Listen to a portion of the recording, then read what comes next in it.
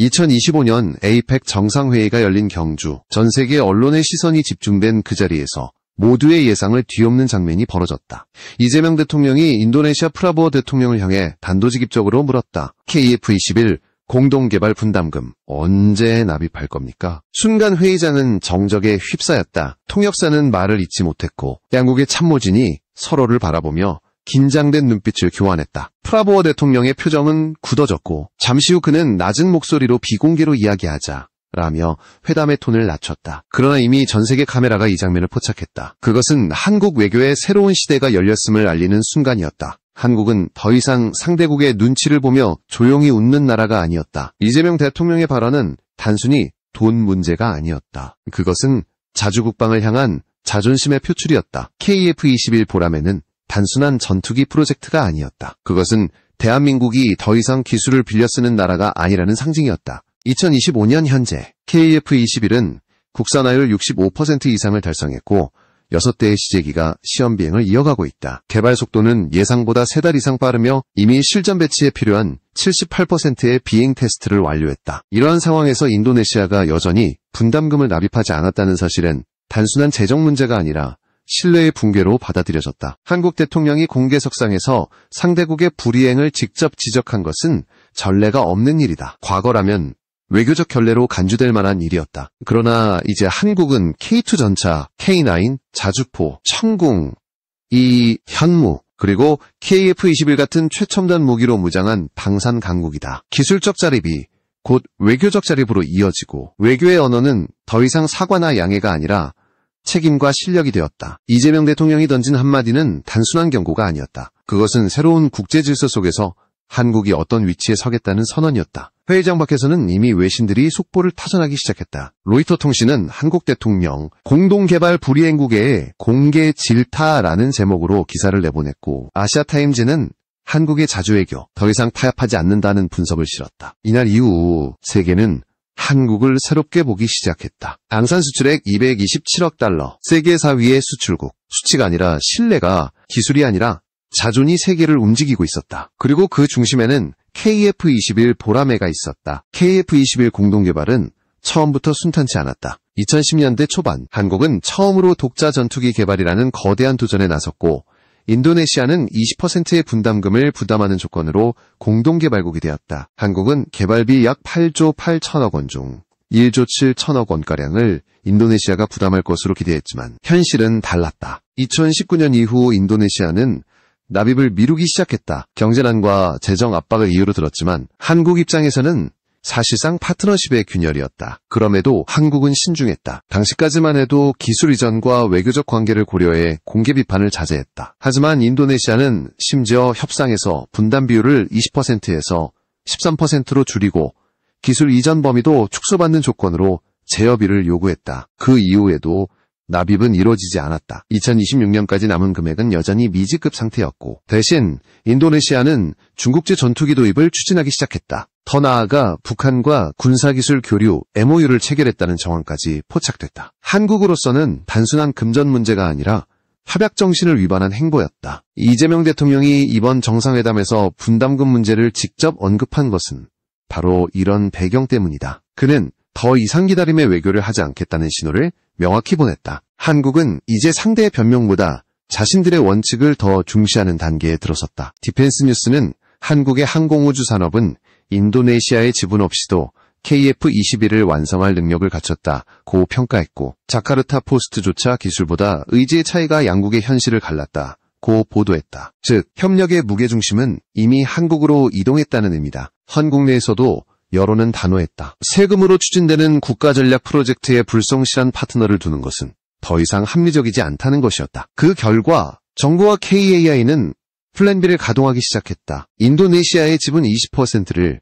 국내 방산펀드가 인수하거나 대신 폴란드, 말레이시아, 필리핀 등 새로운 파트너 국가로 나누는 방안을 준비했다. 이 시나리오가 현실화될 경우 각국은 분담금 대신 기술 접근권과 면허 생산권을 확보하게 된다. 다시 말해 KF-21은 더 이상 한 나라의 프로젝트가 아닌 크디펜스 블록으로 진화하게 되는 것이다. 프라보어 대통령이 회의 도중 비공개를 요청한 이유도 바로 여기에 있었다. 인도네시아 내부 여론이 KF-21 참여를 두고 찬반으로 갈라졌기 때문이다. 재무부와 의회는 여전히 분담금 납부를 반대했고 프라보어 대통령은 재정 긴축을 내세워 정치적 부담을 피하려 했다. 그러나 그 선택은 결국 신뢰의 붕괴로 이어졌다. 한국이 더 이상 과거처럼 상대의 사정을 이해하며 기다리는 나라가 아니기 때문이다. 결국 이번 정상회담의 장면은 한 시대의 종말을 상징했다. 동등한 파트너십이라는 말은 공허해졌고 한국은 스스로의 힘으로 새로운 길을 개척하고 있었다. 그리고 그 중심에는 세계가 주목하는 전투기 KF-21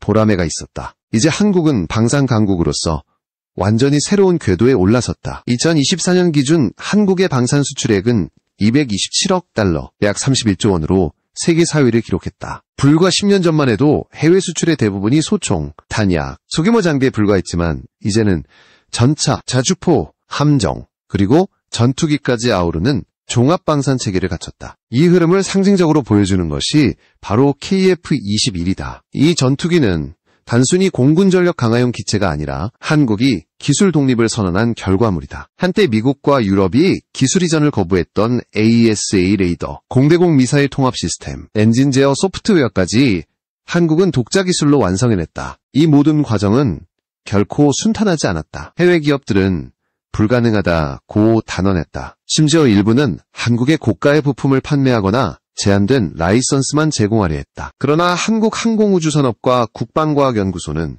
이를 정면으로 돌파했다. 밤낮 없는 실험과 실패, 그리고 다시 설계하는 과정을 수천 번 반복했다. 그 결과 국산 기술 비율은 65%를 넘었고 블록 2단계에서는 80%에 도달할 예정이다. 이제 한국은 스스로 엔진과 전자장비, 미사일 통합까지 수행할 수 있는 몇 안 되는 국가가 되었다. 과거에는 미사일을 장착하려면 미국의 승인을 받아야 했지만 지금은 그 과정을 완전히 독립시켰다. 이러한 자립은 외교적 언어까지 바꾸어 놓았다. 한국은 더 이상 기술을 빌리는 나라가 아니라 제공하는 나라가 된 것이다. 이재명 정부는 이러한 흐름을 명확히 인식하고 있었다. 대통령실은 자주국방은 곧 경제와 외교의 실제로 방위사업청은 2035년까지 KF-21 240대를 양산해 그중 120대를 수출용으로 배정하기로 확정했다. 총 사업 규모는 32조 원, 그리고 향후 20년간 수출 기대 수익은 100조 원을 넘어설 것으로 추정된다. 해외 언론의 평가도 달라졌다. 로이터는 한국이 KF-21을 통해 군사적 자율성과 외교적 자신감을 동시에 증명했다고 분석했고, 포브스는 한국의 KF-21이 라팔과 타이푼을 능가하는 새로운 4.5세대 기준이 될 것이라고 전했다. 이제 세계는 한국을 무기 구매국이 아닌 무기 제공국으로 바라보고 있다. 그 중심에는 기술 독립, 그리고 실력으로 쌓은 자존심이 있다. 이처럼 방산산업은 단순한 무기 수출이 아니라 국가 정체성을 새로 쓰는 일이 되었다. 한국이 KF-21을 통해 보여준 것은 단순한 전투기의 비행이 아니라 의존의 시대가 끝났다는 선언이었다. 기술, 외교, 산업의 모든 축이 이제 한국 중심으로 재편되고 있었다. 한국 정부는 인도네시아의 불안정한 협력에 더 이상 의존하지 않기로 결정했다. 대신 폴란드, 말레이시아, 필리핀 등 실질적 구매 의사가 있는 국가들과의 협력을 확대하는 전략으로 전환했다. 이미 폴란드는 K2 전차, K9 자주포, FA-50 전투기를 대량 도입하며 한국과의 신뢰를 쌓았다. 이들 국가는 단순히 무기를 사는 것이 아니라 한국의 기술에 접근해 자체 면허 생산까지 추진하고 있다. 즉 KF-21의 분담 구조가 무너진 자리를 이들 국가가 채우는 구상이 구체화되고 있는 것이다. 한국은 이를 글로벌 블록화 전략이라 부른다. 각국이 분담금을 대신 내고 그 대가로 기술 권한을 확보함으로써 KF-21은 더 이상 양자 협력의 결과물이 아닌 다자형 방산 프로젝트로 진화한다. 말레이시아는 이미 FA-50 18대를 구매했고 추가로 KF-21 도입을 검토 중이다. 필리핀 역시 FA-50의 실전 경험을 통해 한국산 전투기의 안정성과 효율성을 체감한 상태다. 최근 필리핀 정부는 남중국해 긴장 완화를 위한 공군 현대화 계획을 추진하며 KF-21을 1순위로 검토 대상에 올렸다. 이들 국가의 공통점은 모두 중국의 영향력에 직접적으로 노출되어 있다는 점이다. 한국은 이 틈을 정확히 파고들었다. 미국제 F-35나 유럽의 타이푼보다 저렴하면서도 성능이 뛰어난 KF-21은 중견 국가에게 가장 합리적인 선택이었다. 폴란드의 경우는 다르다. 유럽연합 내부에서 안보 불안을 크게 느끼고 있는 상황에서 폴란드는 한국과의 방산 협력을 유럽 내 자주 방산 전략의 핵심으로 보고 있다. KF-21 프로젝트에 참여할 경우 유럽 내 최초의 아시아 기술 공동개발 사례가 될 수 있다. 이 같은 구상은 단순히 판매가 아니라 연합의 형태로 확장되고 있었다. 한국은 기술을 중심으로 한 새로운 방산 네트워크를 구축하고 있었고, 이는 결과적으로 인도네시아의 이탈을 무의미하게 만들고 있었다.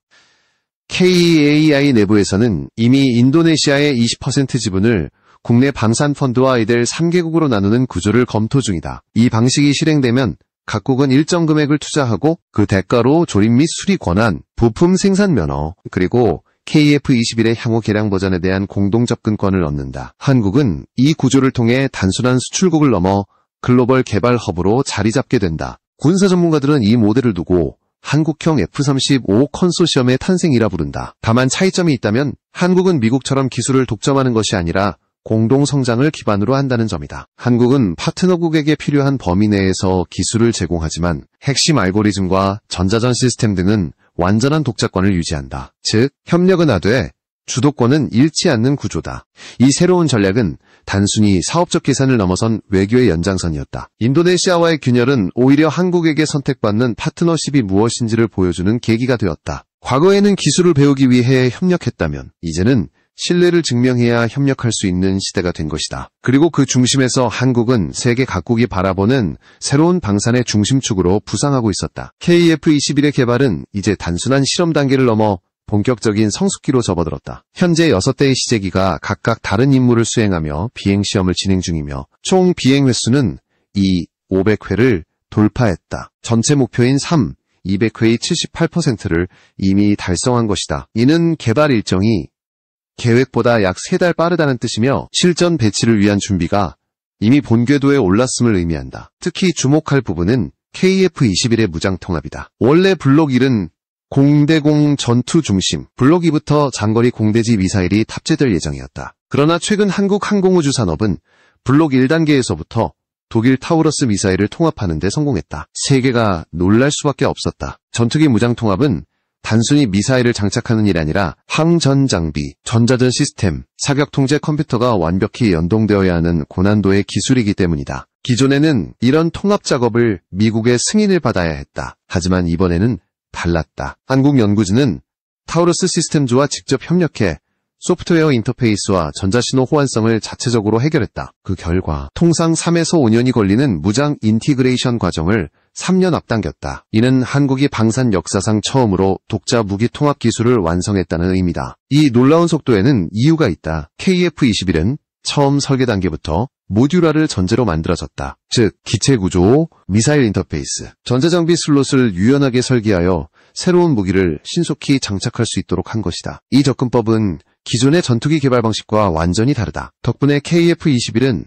향후 타우러스뿐 아니라 국산 장거리 미사일 천룡까지 탑재할 수 있는 잠재력을 확보했다. 천룡 미사일은 기존 타우러스보다 소형이지만 핵심 기술은 동일하다. 정밀 관통력과 자동 목표 추적 기능을 갖추었으며 중소국가의 경전투기에도 탑재할 수 있다. 한국은 이를 통해 FA-50과 KF-21 두 기종 모두 장거리 정밀 타격 능력을 보유하도록 설계했다. 이는 곧 한국 방산의 경쟁력을 비약적으로 높여주는 요인이었다. 필리핀은 이미 FA-50의 실전 성능을 경험한 뒤 12대를 추가 구매하기로 결정했다. 동시에 기존 기체의 전자전 장비와 공중전 능력도 업그레이드 중이다. 군사 전문가들은 이 움직임이 KF-21 도입을 염두에 둔 사전 포석이라고 분석한다. 남중국해의 긴장 상황 속에서 필리핀이 중국 해군에 대응할 현실적인 방안을 찾고 있기 때문이다. 한편 말레이시아는 러시아제 전투기 노후화 문제로 인해 새로운 다목적기를 찾고 있으며 KF-21이 그 대안으로 떠오르고 있다. 한국의 방산 수출팀은 이미 양국과 실무 협의를 진행 중이며 기체 플러스 무장 플러스 정비 플러스 훈련이 통합된